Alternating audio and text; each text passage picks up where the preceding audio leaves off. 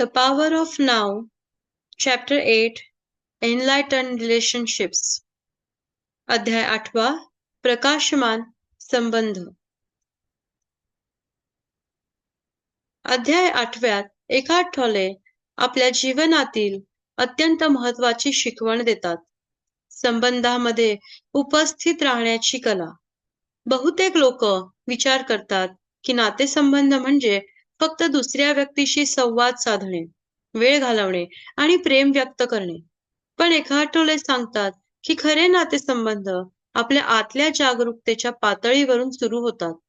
अनेक वेळा लोकांना सतत ताणतणाव, वाद, असमाधानीपणा वाटतो, कारण ते फक्त बाह्य व्यक्तीवर लक्ष देतात, स्वतःच्या अंतर्गत जागेवर नाही किंवा स्वतःच्या अंतरंगात नाही. एकार्ट टोले स्पष्ट करतात की बहुतेक वाद आणि तणाव म्हणजे मनाचे नाटक.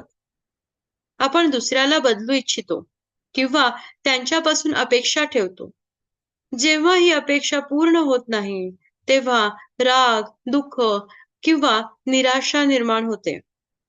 पण जेव्हा आपण नातेसंबंधांमध्ये उपस्थित राहतो, तेव्हा आपण फक्त त्या व्यक्तीच्या अस्तित्वाचा अनुभव घेतो. त्यांच्या वर्तनाची चाचपड न करता आपण स्वतःची अपेक्षा बाजूला ठेवतो आणि सजगतेने नातेसंबंध अनुभवतो. या अध्यायात एकार्ट टोले शॅडो साइड किंवा नकारात्मक बाजू याबद्दल बोलतात. प्रत्येक व्यक्तीमध्ये काही अंधार किंवा वेदना असते. जुनी मानसिक दुखणे, असुरक्षा, भीती. जेव्हा आपण उपस्थित राहतो, तेव्हा या नकारात्मक बाजूंचा सामना करण्याची तयारी होते. पण आपण त्यात अडकत राहत नाही. तुम्ही त्या व्यक्तीच्या मनाच्या भावनांना निरीक्षण करता, त्यात स्वतःला हरवून देत नाही. हा अनुभव खरेदी केलेल्या प्रेमापेक्षा खूप खोल आणि शांततेचा असतो. एकार्ट टोले हेही सांगतात की खरे संबंध म्हणजे एकमेकांना जागरूकतेच्या पातळीवर प्रतिबिंबित करणे. दुसऱ्याचे वर्तन किंवा शब्द तुमच्या आतल्या शांतीला बाधा देतात का, हे पाहणे महत्वाचे आहे. जर आपण सजग असलो तर ते प्रत्येक नातेसंबंध तुम्हाला स्वतःच्या आतल्या जागरूकतेकडे घेऊन जाते. तुम्ही समजून घेता की आपले दुःख आणि आनंद पूर्णपणे दुसऱ्यावर अवलंबून नाही, तर ते तुमच्या स्वतःच्या उपस्थितीवर, वर्तमानात राहण्यावर अवलंबून आहे.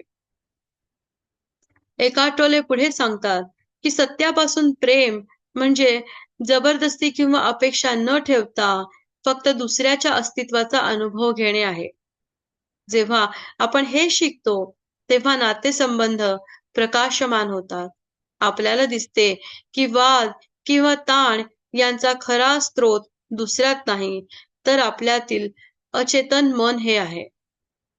उपस्थितीमुळे आपण मनाच्या या नाट्यांपासून मुक्त होतो आणि आपले नातेसंबंध आनंददायी, शांत आणि खोल बनतात.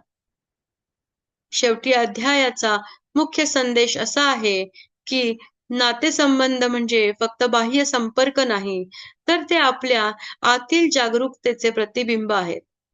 जेव्हा आपण उपस्थित राहतो, शांतीत स्थिर राहतो आणि दुसऱ्याला जसे आहे तसे स्वीकारतो, तेव्हा जे नातेसंबंध तयार होतात ते प्रकाशमान, स्थिर आणि आनंदाने परिपूर्ण असतात. उपस्थिती किंवा वर्तमानात राहणे हीच खऱ्या प्रेमाची गुरुकिल्ली आहे आणि तिच्यामुळे जीवनातील सर्व संबंध अधिक अर्थपूर्ण बनतात. धन्यवाद.